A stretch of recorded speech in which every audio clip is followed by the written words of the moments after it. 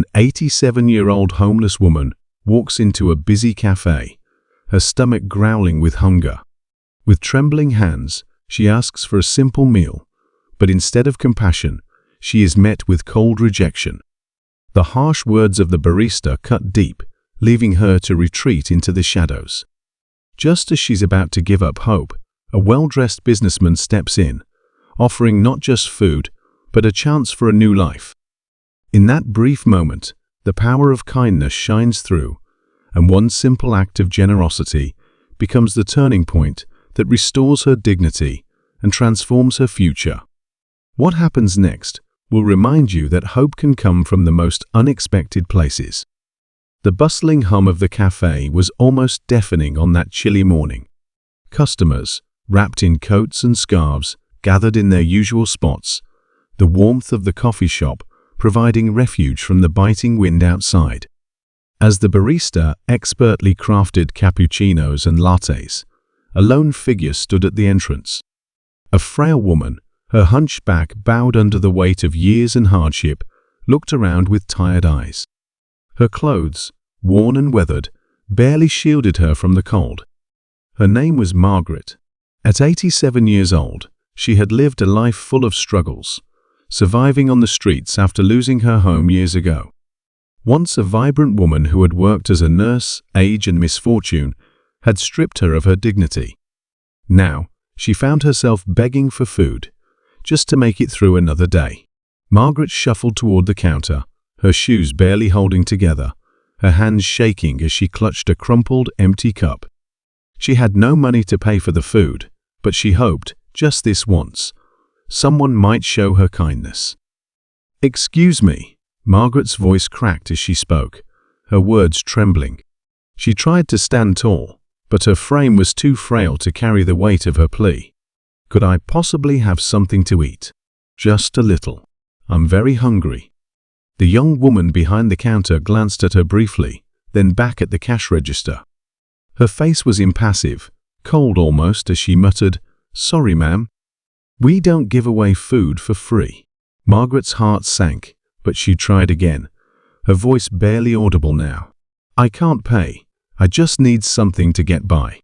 The barista, with a slight roll of her eyes, didn't say another word. She turned away, tending to the next customer who had stepped up to the counter. The cold rejection hit Margaret like a blow. She was used to the harshness of the world, but it never hurt less. The cruelty of it stung her soul, reminding her just how far she had fallen from a life once filled with purpose. She lingered for a moment, hoping someone might notice her, but the customers kept their heads down, avoiding eye contact. It was as though she didn't exist at all. Defeated, Margaret began to turn away, her steps slow and heavy, her heart broken once more by the harshness of the world. As she reached the door, she was about to step out into the cold when a voice stopped her. "Wait," said a man, his voice firm yet gentle. Margaret turned slowly, her eyes squinting as she tried to focus on the figure standing near the counter.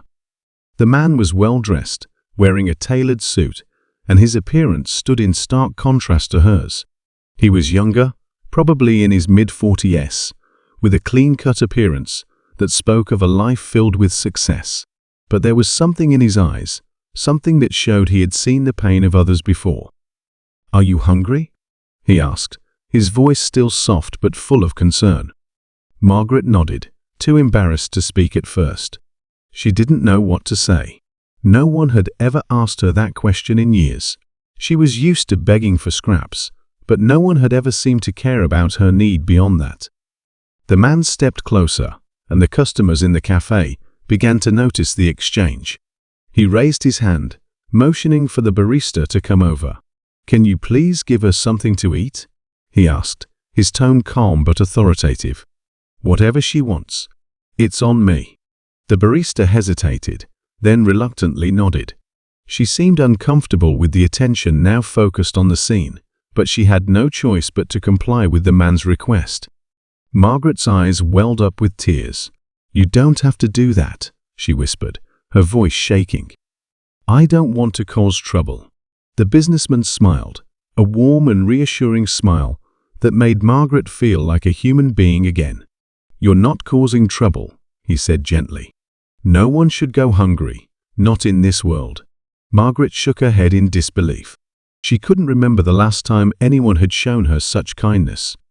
For so long, she had been invisible to society, just another face on the street, ignored and forgotten.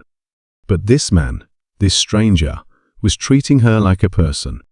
He saw her for who she was, not as a burden. The barista handed Margaret a plate of food, something simple, a sandwich with a side of soup. It was nothing extravagant, but to Margaret, it felt like a feast. She took it slowly, carefully, her hands trembling as she held the warm bowl. "Thank you," she said, her voice barely a whisper. The businessman smiled again. "You don't need to thank me," he replied. "Just promise me that you'll take care of yourself." Margaret nodded, her heart full. She didn't know how to repay him, how to show her gratitude for the kindness he had shown. But she didn't need to, he had already done enough. As she sat down at one of the empty tables, she began to eat slowly, savoring every bite. It had been a long time since food had tasted so sweet.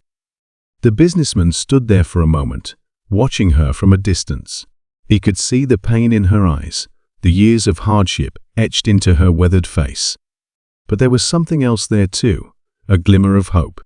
In that moment, he realized that it wasn't just about the food. It was about restoring a sense of dignity to someone who had been stripped of it for so long.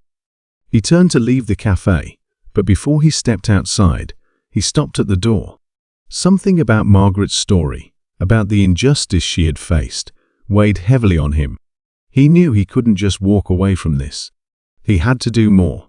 A few weeks later, Margaret was sitting in the same cafe when the businessman walked in again. He noticed her almost immediately, sitting by the window with a cup of coffee in front of her. Her hair was slightly neater than it had been the last time he saw her, and her clothes, though still worn, seemed a little less ragged. She looked up when she saw him approach, her face lighting up with recognition. "I wasn't sure if I'd see you again," she said, her voice a little stronger now. The businessman smiled, sitting down across from her.